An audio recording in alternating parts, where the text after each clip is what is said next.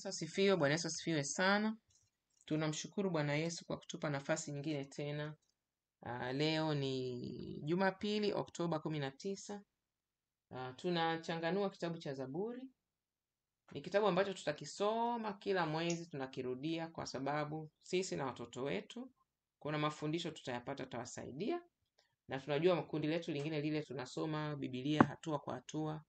Tunaenda kitabu cha nadhani kama sikosei wa Korinto, tunaelekea wa pili kama sikosei au zaidi. Na tunasoma Mithali kila siku, na tunasoma mtu personal time, muda wake binafsi, tunasoma Mithali na Zaburi kwa tarehe hiyo. Ukifika Zaburi 31 unaenda 32 mwezi unaofuata. Kwa hiyo tutasoma hapa. Kuna kijana wetu mmoja, tukichanganua mtasikia sauti yake akishiriki. Haleluya. Nitasoma Mithali ya 19 katika jina la Bwana Yesu Kristo. Tuone ni nini Bwana Yesu anatufundisha hapa, kiweze kutusaidia kuwafundisha wengine, rafiki zetu, ndugu zetu, wadogo zetu, dada zetu. Haleluya. Na wale ambao Mungu anatupa kibali. Nitasoma. Afadhali maskini aendaye katika unyofu wake kuliko mpotovu wa midomo aliye mpumbavu. Ni afadhali maskini aendaye katika unyofu wake kuliko mpotovu wa midomo aliye mpumbavu. Tuchanganue mpaka hapo ulivyoelewa. Ni afadhali ni afadhali mtu uwe maskini au yani wanamaanisha maskini ni mtu asiye na chochote. Ndiyo. Au maskini ni mtu aliye na hali duni. Anasema hivi, ni afadhali uwe maskini lakini uwe unamcha Mungu, unatii neno la Mungu na kumsamini Mungu kuwa ni Bwana na Mwokozi wa maisha yako. Ndiyo. Kuliko kuwa kama mpotofu yani ni mtu aliyokengeuka, aliyoacha kufuata sheria za Mungu. Yani akakengeuka kupata mambo ya dunia. Ndiyo. Ya ulimwengu, bado aongozwe na Roho Mtakatifu. Ya amina. Tena huyo wanasema mpotofu wa midomo aliye mpumbavu. Yaani midomo yake haisemi hekima, midomo yake inasema kinyume na neno la Mungu. Yaani ndio anaitwa huyo nani? Mpumbavu. Haya, tuendelee. Tusome mstari wa 2 tuone unasema. Tena si vizuri nafsi ya mtu ikose maarifa, naye afanyaye haraka kwa miguu hutenda dhambi. Taendelea kidogo. Pumbavu wa mtu hupotesha njia yake, na moyo wake hununa juu ya Bwana. Hebu tuchanganue mpaka hapo. Mstari wa 3. Wa 2 na wa 3. Kutokujua kitu ni hatari. Watu wengi wanakurupuka maishani kwa kutokujua, kwa kutokufanya maamuzi, kwa kufikiria, kwa kutokufanya maamuzi, kwa kusikiliza sauti ya Mungu. Wanakurupuka kwa sababu ya ukosefu wa maarifa. Ndio hilo wanasema haraka haina baraka. Maana kwa hiyo natufundisha kabla ya kufanya maamuzi yoyote, inabidi unachukua hatua ya kutafuta maarifa kwanza na kusikiliza Roho wa Bwana ambaye ni Roho Mtakatifu anakuelekeza nini. Maana Roho Mtakatifu atakuelekeza kufanya dhambi wala maovu ya aina, atakuelekeza kufanya jambo sahihi na njia sahihi na kwa urahisi zaidi. Ndiyo. Tena hapa mifano miwili inakuja kwangu mimi. Mifano miwili. Mfano wa kwanza, kwa mfano vijana na mabinti wanaotayarisha ndoa sasa hivi. Kama ulivyosema, mtu akikurupuka akakosa maarifa kwenye ndoa, nikitafuta mwenzi, nizingatie vigezo gani?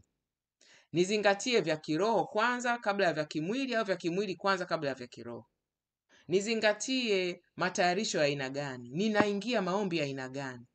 Nitachaguaje mwenzangu? Nitajuaje? Yaani mtu aseme sasa hivi sina uhakika kama nimejazwa Roho Mtakatifu. Wacha nijazwe na Roho Mtakatifu, nipambanie ili Roho Mtakatifu aniongoze. Sio tu kwenye hatua hii, bali tukianza maisha ya baadaye na mwenzangu. Maarifa, kila kitu kina utaratibu. Nataka kujenga nyumba. ninafuata hatua gani? Vinginevyo kutapeliwa. Mtu unajenga unaishia msingi, mtu unajenga unaishia renta. Hivyo changamoto. Mtu unaenda unanunua kiwanja tu, kwenye kiwanja tu unatapeliwa, kwa sababu kuna maarifa mtu alitakiwa awe nayo, hakuzingatia kutafuta hayo maarifa na kuyafuata. Mwingine anapata maarifa, kuyafuata ni changamoto.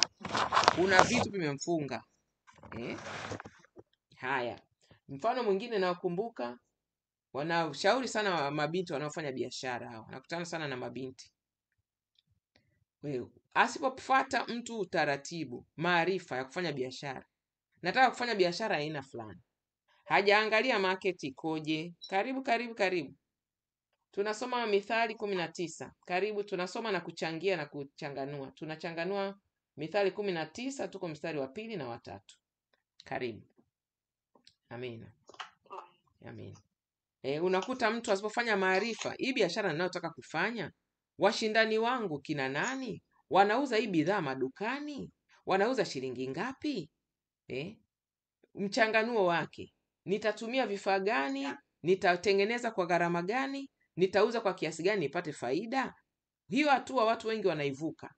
Wanataka tu, mimi nataka kuanza biashara fulani, akipata mtaji anaanza. Anashangaa, anaenda anaona mbona hii biashara inaenda hivi. Wengine maarifa ya kufanya biashara, wengine ni changamoto kuandika rekodi ya kuandika hivi. Wanasema mahesabu yangu yako kichwani.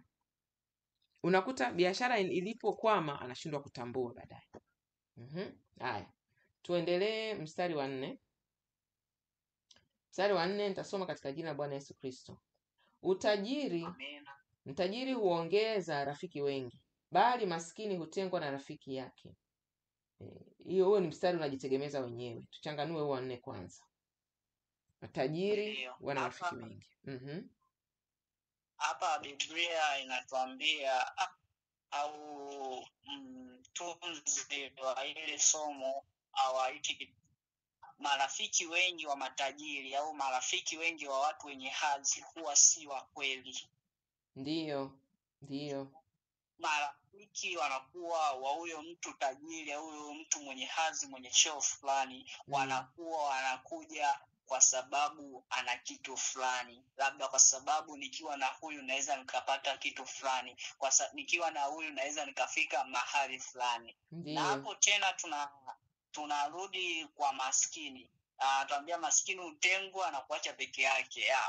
Maskini anakuwa hana watu wengi kwa sababu yeye mtu hana kitu. Mtu anasema siwezi kuwa na yule kwa sababu yule ni mtu maskini, labda mimi nimemzidi kitu. Kwa hiyo nikiwa na urafiki wa yule na yule atakuwa ananitegemea mimi peke yangu. Kwa hiyo anatengwa kwa sababu yeye hana kitu cha kutoa. Tajiri anakuwa na marafiki wengi ambao si wa kweli. Baadhi ndio watakuwa watu wameandamana naye kwa upendo, ila wengi wao wanakuwa kwa ajili pamoja naye kwa sababu ana kitu fulani, anaweza akawapa msaada wa kitu fulani. Yaani yeye si tegemezi kwao.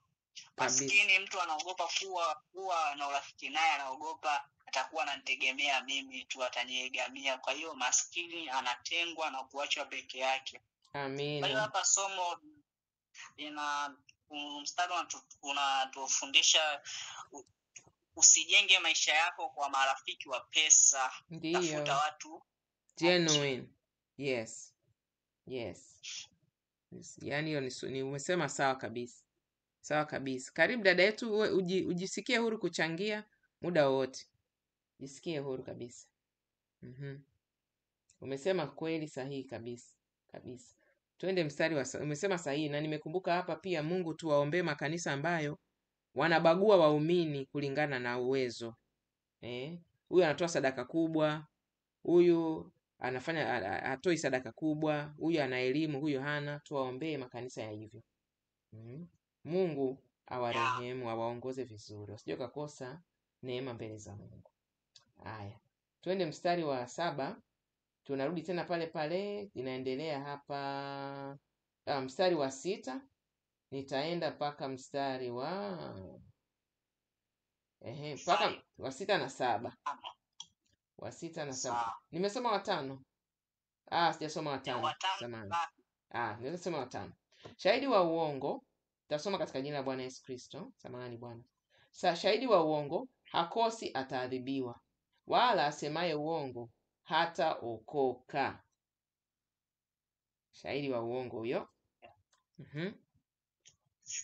Hapa kwanza kabisa hapa mtunzi aliyoandika kitabu hichi ilikuwa inamaanisha hivi. Uongo siku zote una mwisho mbaya. Ndio.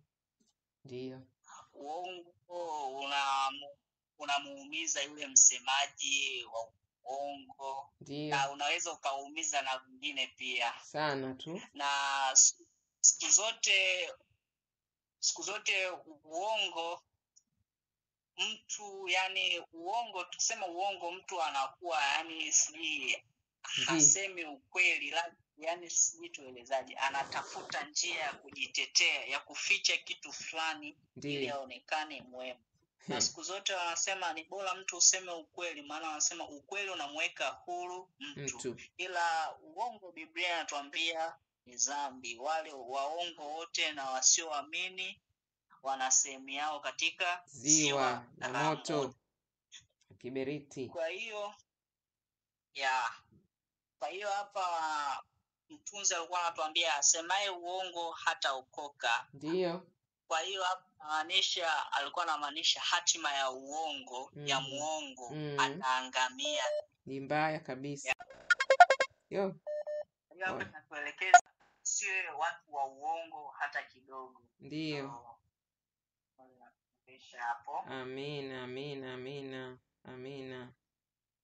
Amina. Haleluya.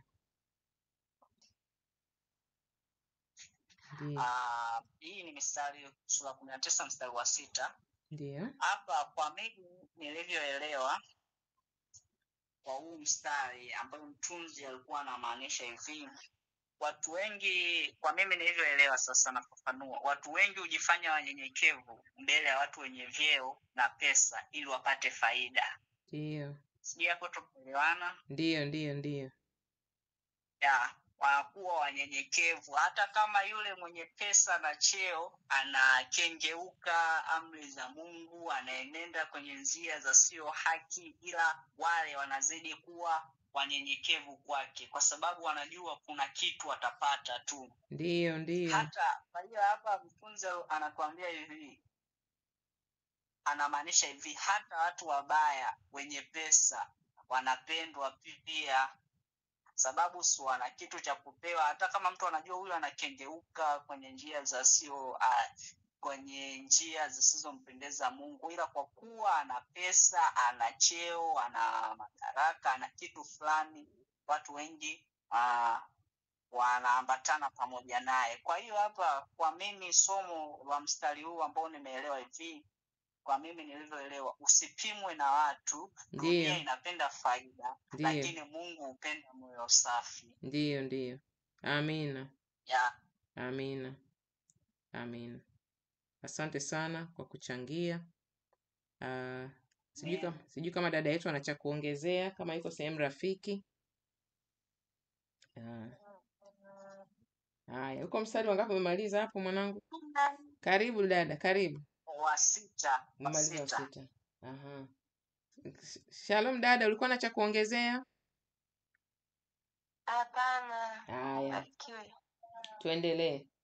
Tuende mstari wa 7. Endelea mstari wa 7 baba.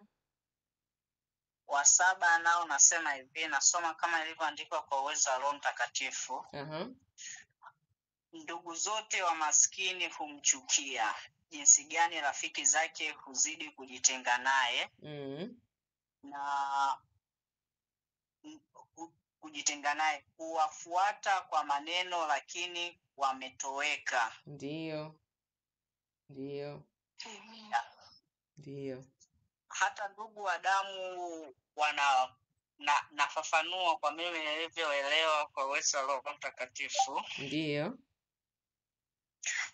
Kwa hapa mtunzi alikuwa anamaanisha hivi, hata ndugu wa damu wale ndugu jamaa na marafiki. Ndugu wa damu tunamaanisha wale ndugu uliozaliwa baba mmoja, mama mmoja. Naweza kukimbia ukiwa katika hali ngumu ya maisha. Yaani hapa mtunzi alikuwa anamaanisha maskini. Maskini, mtu akitajwa maskini inamaanisha ni mtu mwenye hali duni, mtu asiye na chochote.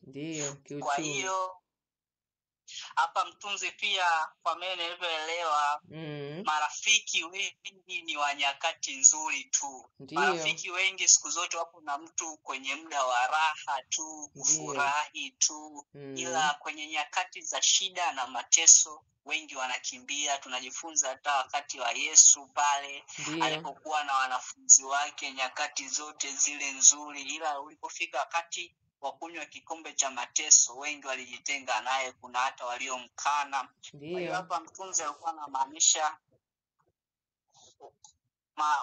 watu wengi wanakuwa na wewe kwenye nyakati za furaha tu, ila kwenye nyakati za shida wengi wanajitenga nao. Kwa hiyo hapa kwa mimi nilipoelewa somo kuu kwenye huu mstari au pointi kuu, tajiri ni wa kweli ni wa Mungu tu kabisa, si wa wanadamu. Ndio kabisa, umesema sahihi kabisa. Mungu akubariki sana. Bwana Yesu akubariki.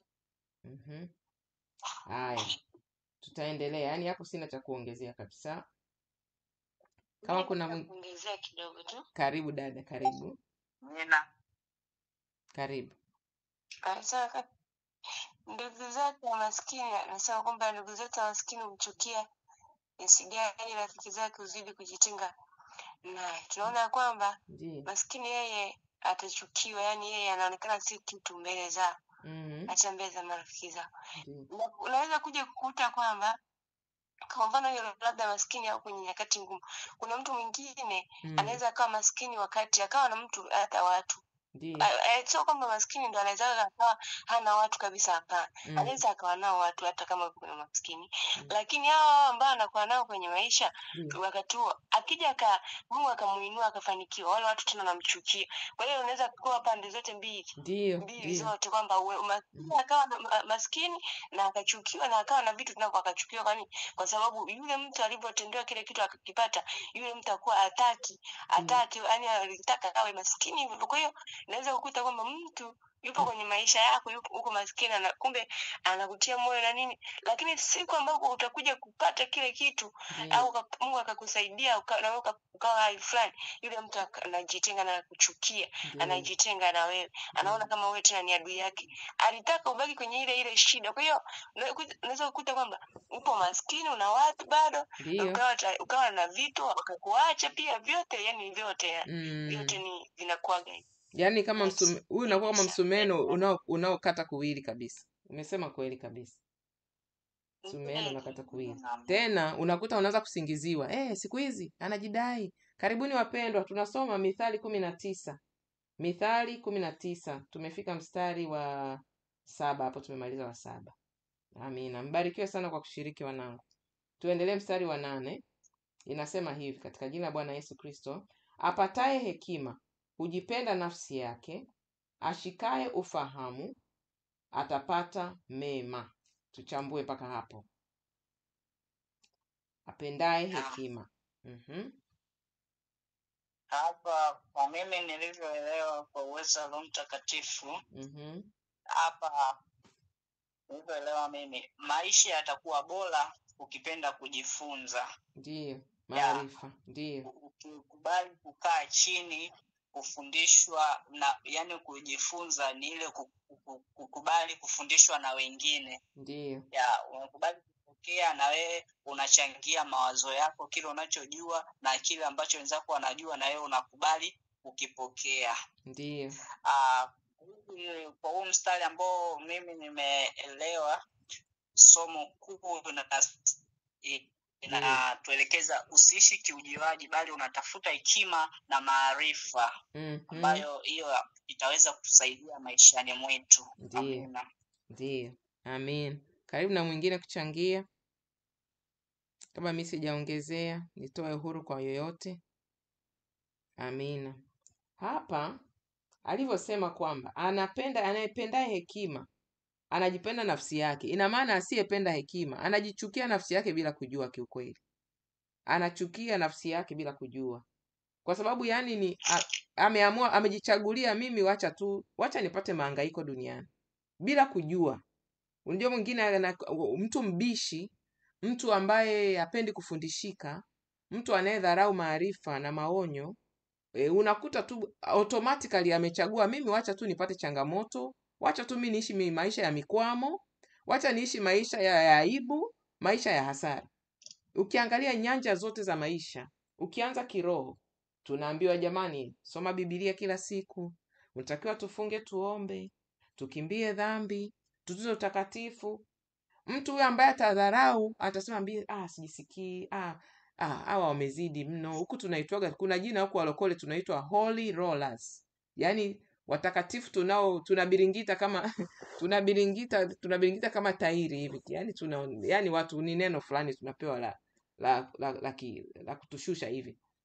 Lakini sasa huyu ambaye amedharau neema ya Mungu, sasa shetani ana haki za kumkwamisha.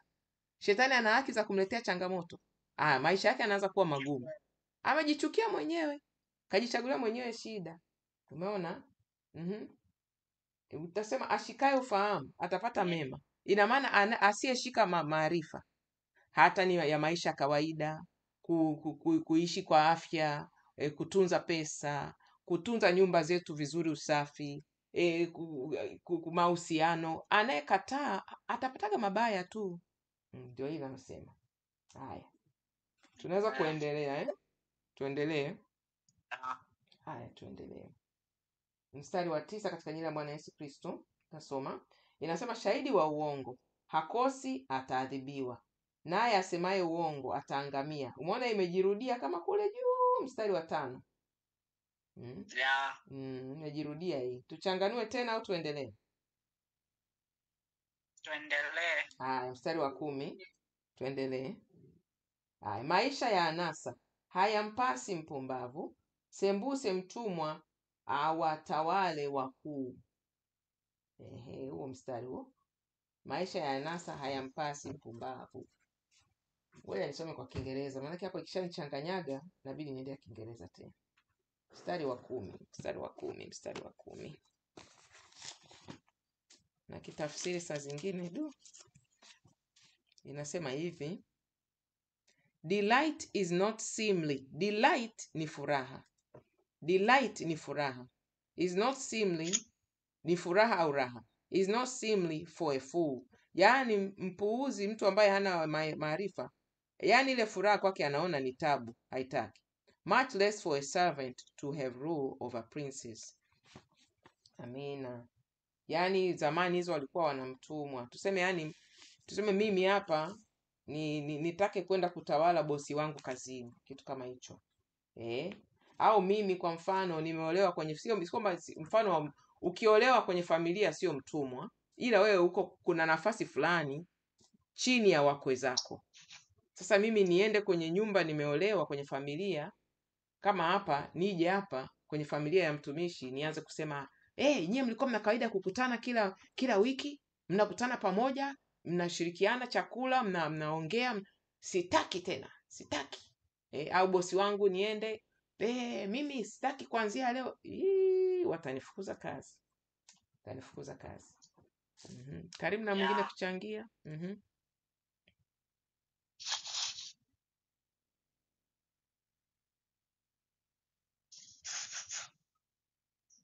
Amina. Kuna mwingine anaweza kuchangia au tuendelee?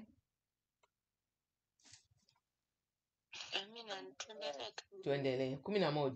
Busara ya mtu, katika jina la Bwana Yesu Kristo, busara ya mtu huiahirisha hasira yake, nayo ni fahari yake kusamehe makosa. Busara ya mtu, yaani hekima ya mtu, busara ya maisha. Anajua hili tatizo, huyu mtu anayenikwaza ana mapungufu haya. Huyu mtu anayenikwaza ni mtu ambaye mimi, Roho Mtakatifu, kuna wakati fulani nilikuwa nafanyaga kazi kwa masista. Bosi wangu wa kwanza alikuwa ni mtu tunaishi naye kwa amani tu hivi, saa nyingine anaweza kakasirika kawaida. Lakini bosi wangu wa pili alikuja pale, kwanza nadhani alikuwa anakwazika, mimi mtu mweusi nimepataje ile nafasi. Pili, alikuwa tu ni mtu ana personality yake tu.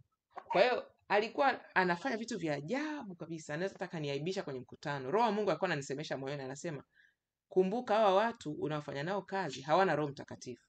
Usishangae hata siku moja kinachotoka kwao. Usikwazike, usishangae, wasikuchukulie ufahamu wa kutolea uwepo. Chochote kinachotoka kwao, kumbuka kwamba hawana Roho Mtakatifu. Karibu na mwingine kuchangia. Karibu. Amina. Na kunoa kwa uwezo wa Roho Mtakatifu. Mimi nilipojifunza kwenye huu mstari wa 11 kwenye Misali, nilipojifunza mtu mwenye busara mapema, na mtu mwenye busara anaweza akajizuia hasira yake. Mtu mwenye busara anaweza akasamehe, maana anajua mtu huyu ninayezungumza naye ni mtu wa aina fulani. Mtu huyu ninayezungumza naye ana mapungufu ya aina fulani. Sio kwamba yeye ni mtakatifu, ila anakuwa tayari ana ule uelewa, mtu huyu ninayezungumza naye ana shida ya jinsi fulani. Ndio maana hata rahisi sana kumsamehe mtu makosa yake. Kusamehe sio ishara labda ya udhaifu, mtu anakusamehe labda ni mjinga. Kusamehe ni ishara ya ukubwa wa akili na utu pia, si udhaifu. Mtu akisamehe, yani anamaanisha ni muelewa, kaelewa, anajua Mungu amesema umsamehe mwenzako naye utasamehewa. Kwa hiyo anauelewa, kwa hiyo akili yake ishakuwa na ni utu pia. Kwa hiyo kusamehe sio udhaifu. Na nilichoelewa chengine kwenye hii, tusipende kulipiza kisasi. Tunapaswa tuchague busara na kusamehe. Ndio. Amina. Amina. Karibu na mwingine kuchangia kabla tujaendelea.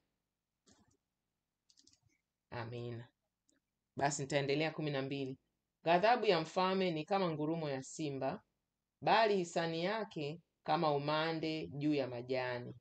Yaani wenye mamlaka hapa, mfalme ni kama rais hivi, bosi kazini, saa nyingine hata mume ndani ya nyumba. Wanaume wana mamlaka, hata kama kamama kameolewa, kabinti kameolewa, ni wakali. Kuna wamama wakali, wana hasira, lakini mwisho wa siku mwanaume, mimi nimekuja kuona hivi, nawaambiaga niwafundishe kitu mabinti. Kijana wangu ile alikuhusu, tawaambia mabinti, jamani, mkiolewa na wanaume wapole, take advantage. Yaani usiseme huyu kila itabidi tu kila ninachomwambia. Nimeonaga wanaume wapole, akichoka utalia, kilio chake utanyamaza. Mwanaume mpole akichoka akaanza ujeuri, harudigi nyuma. Mwanaume mpole akichoka na yale manyanyaso na dharau, siku anaweza kafanya kitu, yani kikagharimu maisha ya milele ya hiyo familia. Kwa hiyo hichi kitu cha mfalme ni kuheshimiwa tu, apewe nafasi yake, achiwe nafasi yake. Tuenende nao na hekima, siku zitaenda tu vizuri. Haleluya. Karibu mwingine kuchangia kabla sijaendelea 13. Kwa mimi nilivyoelewa hapa kwa Roho Mtakatifu, inasema hivi hapa. Kwanza inamaanisha uongozi. Siku zote uongozi una nguvu. Ukiukosea uongozi unaweza ukapata madhara makubwa sana. Kwa hiyo hapa wamejikita sana kwa mfalme. Siku zote uongozi au mamlaka siku zote huwaga ina nguvu. Siku zote ukikosea mamlaka au ukimkosea mtu fulani mwenye mamlaka, unaweza ukapata shida sana, anaweza akakufanya chochote kitu. Lakini hapo tunarudi, ukipata kibali cha mamlaka, kupata kibali cha mamlaka kinafungua milango mbalimbali. Maana tukisema mamlaka inamaanisha unaongoza watu fulani. Ukisema kitu fulani watu wanatii. Hiyo ndo maana ya mamlaka. Kwa hiyo mtu hapa tunapaswa tujifunze, hata kama mtu ukiwa una mamlaka, inabidi unatumia mamlaka yako vizuri. Sio kila mtu ukiona unajua nina mamlaka, kila mtu ananisikiliza mimi, unakuwa unatumia mamlaka yako vibaya. Ndio maana anakuwa anasema unatumia labda madaraka yako kama fimbo kuwaumiza wengine. Ndiyo. Amen. Amina. Amen. Barikiwa kwa kuchangia. Tutaenda mpaka 15 afu tutaingia kuomba. Najua tutamalizia kwa muda wetu mwingine. Tusimchukulie sana dada muda, inawezekana anatakiwa kwenda kwenye majukumu. Amen. Amina. Haya. Ninasoma hapa 13, nitasoma mpaka 15. Mwana mpumbavu ni msiba kwa babaye, na ugomvi wa mke kama kutona daima. Nyumba na mali ni urithi apatayo baba mtu kwa babaye, bali mke mwenye busara mtu hupewa na Bwana. Nitasoma mpaka 14 hapo, pia vinaendana. Tuchambue mpaka hapo. Alafu tutasoma 15 peke yake, ambayo ni nusu ya maandiko. Maandiko yako 29. Sawa. Ndiyo. Hapa tunajifunza mtoto mjinga. Ndiyo. Kwenye mstari wa 13. Mtoto mjinga huumiza baba yake, au kwa ujumla kuumiza wazazi wake. Ndiyo. Mzazi hupata maumivu kutokana na mtoto asio na nidhamu. Mtoto asio na nidhamu wapa shida sana wazazi. Labda yeye kile kitu anachokifanya anaweza akawa anachukulia ni kitu cha kawaida sana. Labda wizi, ujambazi, matusi, kuokoka, yeye anaweza akawa anachukulia hicho kitu ni cha kawaida sana, ila hilo jambo linakuwa linawaumiza sana wazazi wake. Wazazi wanakuwa hawana furaha juu ya yale mambo, wanakuwa wana mzigo sana mioyoni mwao. Yeye kwa vile kuto kujua kitu fulani, labda nimetukana, labda nimeiba, yeye anaweza kaona kitu cha kawaida. Ila mzazi ile inakuwa inamuuma. Kwa nini mwanangu anafanya hivi? Kwa nini mwanangu hampendezi Mungu? Kwa nini mwanangu haenendi katika sheria na kanuni za kiungu? Kwa hiyo hapa kwa somo kwa ujumla, huu mstari kwa mimi nilivyoelewa inatufundisha malezi ni muhimu, na pia malezi ni muhimu kumsaidia mtoto kuishi katika maisha mema. Na sichoke kuwakanya watoto pale wanapokosea. Usimuogope, unamuelekeza, umekosea, ulitakuwa ufanye hivi na madhara ya hicho ulichokifanya ni hivi. Kwa hiyo yule atajifunza, kwa hiyo nikifanya hivi madhara yake ni hivi, kuna moto, kuna kuuliwa na wanajamii wenye hasira kali. Kwa hiyo anaweza akajirekebisha, akaipokea. Anaweza asitendee kazi kwa muda ule ule, ila ile sauti itakuwa inanena ndani yake. Mama alisema hivi, baba alisema hivi. Amen. Asante. Amen. Ni kweli kabisa ulivyosema, ni kweli kabisa. Inabidi kuwaombea sana watoto wetu. Ndio nawaambiaga kina mama wasikatie tamaa watoto wao.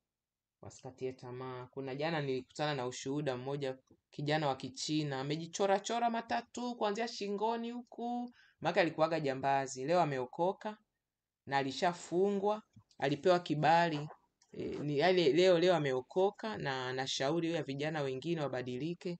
Alikuwa amepata kibali kwenda kwenye jela moja huko Texas. Akawa anatumika huko, anaenda, kuna watu wameokoka mle. Alipelekwa level 3 tofauti, unaona. Wengine wa kawaida, wa maabusu fupi, wengine sio wauaji sana, afu kapelekwa mpaka kule kwa wauaji kabisa, yani ambao anasema ushuhuda ule Mungu anipe neema tu ni utafsiri kidogo. Yani tuombee, niseme mama yake, kumbe huyo kijana Mchina, mama yake japo wote walianza sio Wakristo, walianza kwa dini ya Kibuda, lakini unaona maombi ya mama yake, huyu kijana alikuja, maisha yakabadilika. Kwa kifupi basi tukaishia hapa. Mstari wa 15 unazungumzia uvivu humtia mtu katika usingizi mzito, na nafsi yake mvivu itaona njaa. Somo la hapo ni nini? Tusiwe wavivu, tupambane. Hii Mithali 19 na mafundisho mazuri. Tukipata muda tukaisoma yote, itatusaidia kujifunza mambo mengi na kufundisha watoto wetu kama sisi kina mama, kufundisha rafiki zetu kama sisi ni vijana na mabinti, itatusaidia katika maisha yetu pia. Basi Bwana Yesu awabariki sana. Tutaingia maombi. kama kawaida yetu. Kwa hiyo tunavyoombaga ule utaratibu wetu, tunajitakasa sisi tupate kibali mbele za Bwana, tunaleta mahitaji yetu na ya watu. Anza vizuri, kianza na ya watu wengine. Changamoto yako, ombea wengine ambao wanayo changamoto. Jana nilifanya makosa nilichanganya kula vitu fulani, nadhani tumbo langu tu likawa haliko vizuri kabisa. Yaani nilikuwa najisikia vibaya sana tumbo. Sana. Nikawa niko mahali ambapo sina chochote, inabidi nimsubirie tu Bwana aniponye. Nikawa naombea watu ambao wana shida kama hiyo ya kwangu. Nikaombea, Mungu akafanya tu njia, nikatulia, tumbo likatulia. Tumbo la chakula hili. Kwa hiyo changamoto yako, ombea na watu wengine. Unachomuomba Bwana, unachotegemea, ombea na wengine, usiwasahau. Alafu tunapoombea kanisa, tunataja wachungaji kwa majina. Kuna kitu Mungu anafanya kwao. Ukimaliza kuombea wachungaji na huduma na wake zao na familia zao na huduma walizoitiwa, unaombea nchi unayoishi kwa jinsi Roho wa Mungu atakapokuongoza. Amen. Mpendwa wetu, Bwana Yesu asifiwe. Bwana Yesu asifiwe. Basi mpendwa wetu, tutaendelea kukuombea. Bwana Yesu akubariki, akusaidie, akuhurumie, akuwezeshe kuendelea kutafuta uso wake, kumpendeza. Kumbuka, kila mwanadamu anasubiria aidha mauti au anasubiria unyakuo, na hakuna ajuaye siku wala saa. Tunakuombea. Bwana Yesu akuimarishe na kuwezeshe. Amen.